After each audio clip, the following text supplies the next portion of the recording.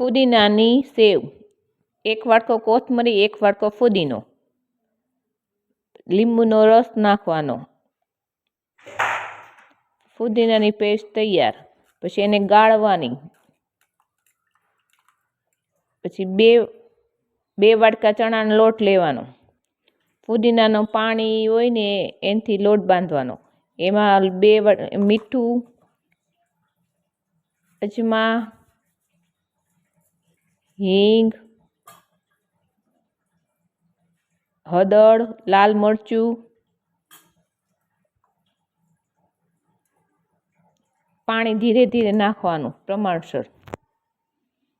લોટ તૈયાર કરવાનો.